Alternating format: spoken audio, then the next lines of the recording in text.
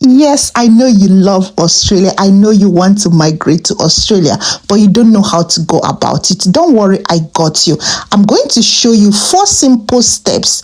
Without using an agent, you can get Australia work visa, skilled visa, employer-sponsored visa. Yes, people are still getting it. I will make it very simple for you, show you 4 things. Number 1, you find your occupation knowing that with your occupation you can get Australia visa. Number 2, you find eligibility criteria for the occupation. For example, you are a carpenter.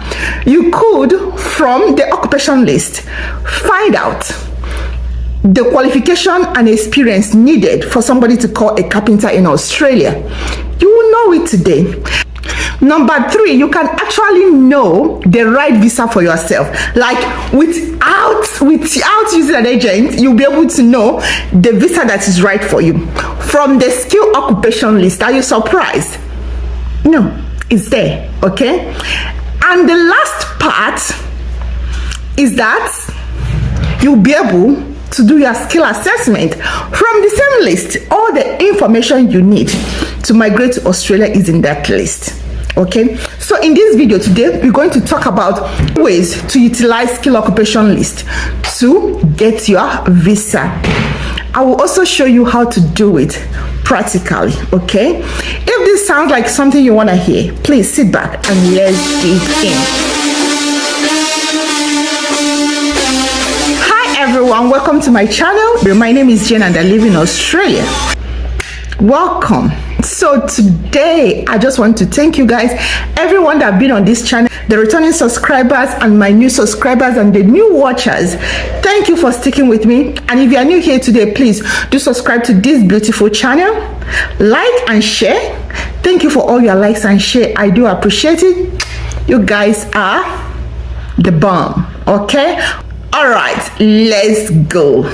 All right, I'm taking you to our website, janekenix.com, with all the links you need to achieve your visa. All right, so what is skill occupation list?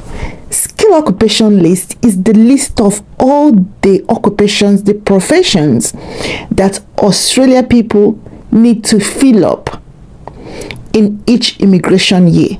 So it is there. Sometimes they update it, they take out some and they add some. Okay, so if your occupation is there, there is possibility you will get Australia visa. How do you check? You either follow the link I provided or you go to Google and search skilled occupation list. You see it there, Department of Home Affairs, Australia. So skill occupation list, you need to scroll down. These are the list of visas that if you require, you must go through the skill occupation list. Not all visa, like student visa, you don't need skill occupation list. Visitor visa, you don't need skill occupation list. It's mostly work visas, skilled visas. Okay, so you scroll down and type your occupation here. We're going to use the occupation carpenter. That's it. So we type here, do not select visa type because you want to see all the visas that you're qualified for. Okay, so if you select a visa type, it will limit you to a particular visa.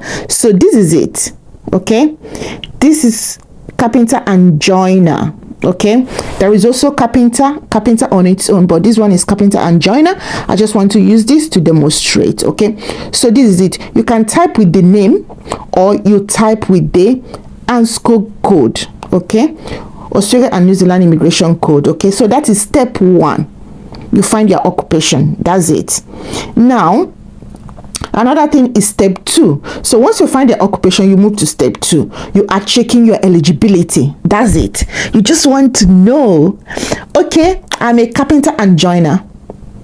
Am I qualified as a carpenter and joiner? You already say I'm an accountant. Now go check, what does Australia call carpenter and joiner, or electrician, or a pharmacist, or accountant? So what do? You see the ANSCO code, that number there, you click on it. Once you click on that number, it will bring you to a new page.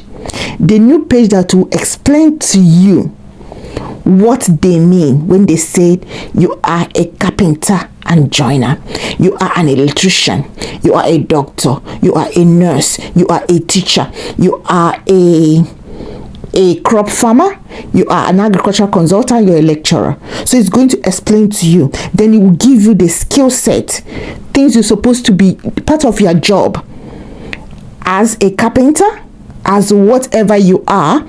So when you are drafting your skill occupation list, you are going to make sure you actually a carpenter and joiner, for example. So it will also tell you the qualification you need. Okay, for example, here it say indicative skill level. Most occupation in this unit group have a level of skill commensurate with qualification and experiences below. Okay, so they will tell you the certificates, whether it's a degree or certificate that you need, and how many years experience. So here for carpenter and joiner, they need certificate 3 for Australia level. So if you're coming to Australia, you need certificate 3 and 2 years experience, or you have certificate 4. That is the equivalent. Okay, so when they assess you, you must be up to that level. That's all they want. So then you means that you are a carpenter and joiner, and also you are doing all these skills, like you are performing all these duties they've listed in your job as a carpenter and joiner. That's another way. So now you don't need any agent, do you? You can sort this out yourself. Now let's move to step 3. In step 3, you're going to find out all the visas you are qualified for. Okay, remember we are still talking about skill occupation list. Yes, you are your own agent. Be your own agent. So when you go back to the skill occupation list, you go back to your occupation, or you search it again, you find it carpenter and joiner. That's the example we are using today. When we find it, okay, when we find it, we'll see all the visas a carpenter and joiner is qualified for in Australia. You see all the list of the visas. Now you would think, okay, how do I know if I'm qualified for this visa? This is what the agent will do for you, is it not? Okay, fine, but you can do it for yourself. So you pick these visas. Some of them are for onshore and some of them for both onshore and offshore. So you'll be looking out for onshore and offshore. Okay, how do you know? When you search them, so you are going back to immigration website, Australia Home Affairs, okay, Department of Home Affairs website, which I have shared so many times, and it will be a link in my blog as well.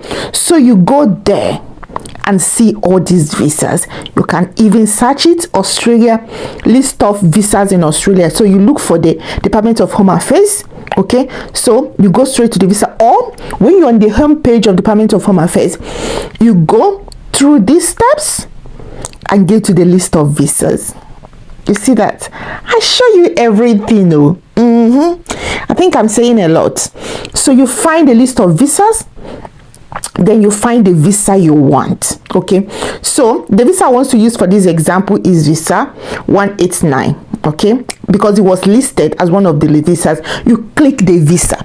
So when you click the visa, it will give you all the information you need. Okay, the eligibility, what is that visa for? This is a permanent skill visa. It will tell you how to apply, all the requirements, even the documentation, and it will give you step-by-step guide. So this visa, it can be point tested for New Zealanders and also for Hong Kong visa holders. However, you are going for point tested because you are not from New Zealand, you are not a permanent citizen of New Zealand, and you are not from Hong Kong. If you are from any of them, you choose the other two. But if you are just applying, go for point tested, click on details. Okay, then it will give you the eligibility criteria, step-by-step guide. You see that menus, step-by-step guide, all the documents you need, where to do your application, step-by-step what to do. Okay, so this is the job of agent. However, I told you that everything you need is here. You do not need agent. It's here.